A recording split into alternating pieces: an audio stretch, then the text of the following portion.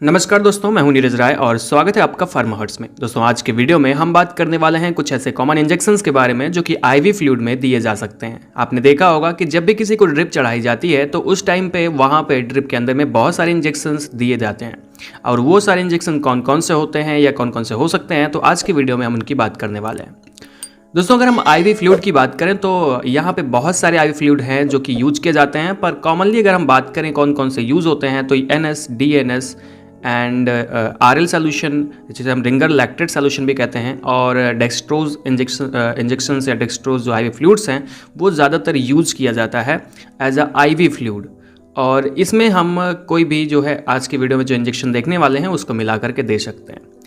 तो ऐसे वीडियो शुरुआत करने से पहले आपको बता दें यहाँ पे कि जो आईवी इंजेक्शन फ्लूइड्स होते हैं उसमें से हम जो इंजेक्शन उसमें डाल रहे हैं वो इंजेक्शंस आईवी होने चाहिए, ना कि आईएम। कभी भी आईएम इंजेक्शन को आपको आईवी फ्लूइड में मिक्स करके नहीं देना चाहिए, नहीं तो जो भी पेशेंट है उसको प्रॉब्लम्स हो सकती हैं। वही सारी प्रॉब्लम्स की अगर हम आईएम इंजेक्शन को आईवी दे देंगे तो बहुत ज़्यादा प्रॉब्लम्स होती हैं। इसके लिए हमने वीडियो बनाया हुआ है, चैनल पे आप देख सकते हैं, डिस्क्रिप्शन में आपको लिंक मिल जाएगा।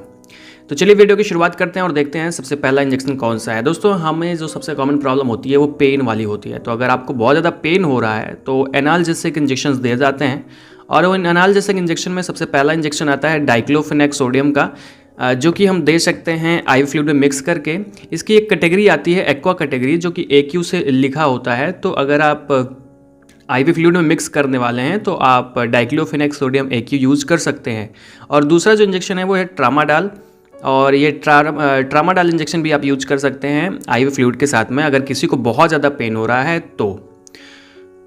दूसरा इंजेक्शन आता है जैसे आपको अगर पेट में दर्द हो रहा है, पेट में ऐंठन हो रही है, तो एंटी स्पास्मोडिक इंजेक्शन जो होते हैं उसमें से पहला इंजेक्शन अगर देखें तो होता है आपका ड्रोटावेरिन। ड्रोटावेरिन जो है वो आईवी फ्लूइड में मिक्स करके दिया जा सकता है। इसी तरह से हायोसिन भी मिक्स करके दिया जा सकता है। तो ये इंजेक्शन भी आप आराम से आईवी फ्लूइड में मिक्स करके दे सकते हैं। तो खास करके जब आप एब्डोमिनल पेन होता है तब ये दिया जाता है।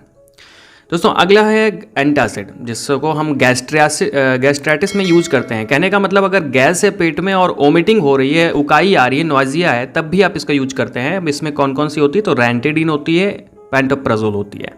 कहने का मतलब ये ऐसे इंजेक्शंस होते हैं जिसको आप आराम से आईवी फ्लूइड में मिक्स कर सकते हैं और पेशेंट को दे सकते हैं, कोई प्रॉब्लम आने वाली नहीं है।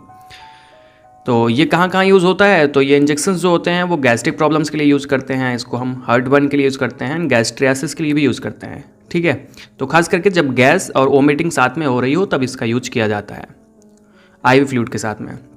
दोस्तों अगला है एंटीएमेटिक। कहने का मतलब ऐसे इंजेक्शंस जो कि जैसे अगर किसी को उल्टी हो रही है और उसको आईवी फ्लूइड चढ़ा रहे हैं, हम उसको दे रहे हैं, तो आराम से उसमें हम कौन कौन सा मिला सकते हैं। तो पहला होता है ऑन्डेंसेट्रॉन, ये इंजेक्शन आईवी फ्लूइड में मिला करके आप मिक्स करके दे सकते हैं। और दूसरा होता है मेटक्लोप्रामाइड, जिसका ज़्यादातर यूज किया जाता है। तो ये ऐसे इंजेक्शन हैं जो कि आप आईवी फ्लूइड मतलब ड्रिप में आप लगा के आराम से दे सकते हैं, पेशेंट को कोई प्रॉब्लम आने वाली नहीं है।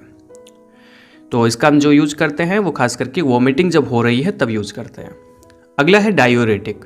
दोस्तों डायूरेटिक जो होता है वो यूरिन के सिक्रीशन को बढ़ा देता है, किडनी के फंक्शन को बढ़ा देता है, और एक तरह से किडनी को साफ करने के लिए भी इसका यूज करते हैं। तो इसमें जो एग्जांपल है, जो मेडिसिन है वो आती है आपकी फ्यूरेसिमाइड। कहने का मतलब फ्यूरेसिमाइड दवा जो है वो पेशेंट को आप आईवी फ्लूइड के साथ में दे सकते हैं। ठीक है, तो ये डायूरेटिक होती है। तो इसका हम यूज़ कहाँ कहाँ पे करते हैं तो सबसे पहली चीज़ तो इसका यूज़ किडनी डिजीज़ में किया जाता है, किडनी को साफ करने के लिए। और इसका यूज़ हम लोग हाइपरटेंशन में भी करते हैं। हाइपरटेंशन मतलब जब आपका बीपी बढ़ा होता है तो बीपी को कंट्रोल करने के लिए ये इंजेक्शन दिया जाता है। तो इसको आप आईवी फ्लूइड में आसानी से मिला करके दे सकते हैं।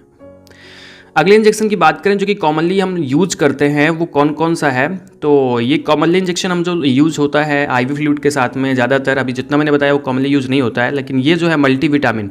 तो मल्टीविटामिन के इंजेक्शन जो हैं ये ज़्यादातर यूज़ किए जाते हैं। और ये इंजेक्शन कब यूज़ किए जाते हैं तो ये इंजेक्शन यूज़ किए जाते हैं जैसे किसी को वीकनेस है, किसी को भूख नहीं लग रही है, उसको थकान लगी है, चक्कर आ रहे हैं, पूरे शरीर में दर्द है, तो ऐसी कंडीशन में जो मल्टीविटामिन्स हैं ये दिए जा सकते हैं आईवी फ्लूइड के साथ में मिक्स करके। इसको मिक्स करने के बाद जो आईवी फ्लूइड है उसका रंग जो है वो पीला हो जाता है। ठीक है, आप इसको कलर भी देखेंगे तो ये पीले कलर का दिखता है। अगला जो कि सप्लीमेंट इंजेक्शन आता है उसमें आता है विटामिन B12 इंजेक्शन। तो दोस्तों विटामिन B12 इंजेक्शन भी अक्सर यूज किया जाता है, और ये तब दिया जाता है जैसे कि जब पेशेंट को वीकनेस है, उनके हाथ और पैर में दर्द है, झंझनाहट है, बर्निंग सेंसेशन आ रही है पूरी मसल्स में, बॉडी में, तब भी ये दिया जाता है, ठीक है। और विटामिन B12 की अगर आपको कमी है, मेगालोब्लास्टिक एनीमिया है, तो उस कंडीशन में भी हम ये जो इंजेक्शन जो है उसको IV फ्लूइड के साथ में मिक्स करके दे सकते हैं। और ये इंजेक्शन IV फ्लूइड में मिक्स करते हैं तो करीब रेडनेस आ जाती है IV फ्लूइड में। और ये इंजेक्शन जो इसके बहुत सारे साइड इफेक्ट भी होते हैं, आदमी को थकान लगता है, आदमी को नींद आती है जिसको ये दिया जा रहा है, और चक्कर भी आ सकते हैं। तो इसको चलाते वक्त ध्यान दिया जाता है कि बहुत स्लोली ये दिया जाता है। जितने भी मतलब आयरन से संबंधित जितने भी आपके फ्लूइड्स होते हैं उसको बहुत स्लोली चढ़ाया जाता है पेशेंट के ऊपर। अगला यहाँ पे आता है इंजेक्शन आयरन सुक्रोज। देखो आयरन सुक्रोज जो होता है ये भी आयरन होता है और इसमें कुछ सुक्रोज की मात्रा होती है। तो ये जो इंजेक्शन है आपको जो ये वीकनेस में दिया जाता है, और जब ब्लड लॉस हुआ रहता है, ब्लड की कमी होती है, एनीमिया टाइप की कंडीशन होती है, तब ये दिया जाता है, ठीक है। और इसे जो है हम लोग 100 ml NS में देते हैं, नॉर्मल सलाइन में देते हैं, तब ये ज़्यादा अच्छे से काम करता है। देखिए जब इसको हम यूज करते हैं तो जो IV फ्लूइड है उसका रंग थोड़ा सा ब्लैकिश हो जाता है। और ये इंजेक्शन मैं अपने एक्सपीरियंस के हिसाब से बताऊँ, थोड़ा सा ऐसे इसको देने के बाद में आपको जो है कभी कभी पेशेंट में देखने को मिलेगा कि एलर्जी होती है, कभी कभी देखेंगे तो कोई ना कोई साइड इफेक्ट इसका तुरंत दिखाई पड़ता है, जैसे चेहरा फूल जाता है, जीभ फूल जाती है, चेहरे पे, पूरे शरीर में जो है वो खजुलाहट हो सकती है, इचिंग हो सकती है। तो ये सारी कंडीशन आती है, तो इसमें घबराने की बात नहीं है, ठीक है। तो इसको इससे बचने के लिए क्या करना है, जो है बहुत स्लोली आपको ये आयरन सुक्रोज भी बहुत स्लोली ही देना है पेशेंट को, उससे प्रॉब्लम नहीं आएगी। दोस्तों लास्ट में हम बात करेंगे तो एक होता है ब्रैंकोडायलेटर जो कि हम यूज करते हैं, एथियोफाइलिन प्लस थियोफाइलिन इंजेक्शन जो कि डेरिफाइलिन है।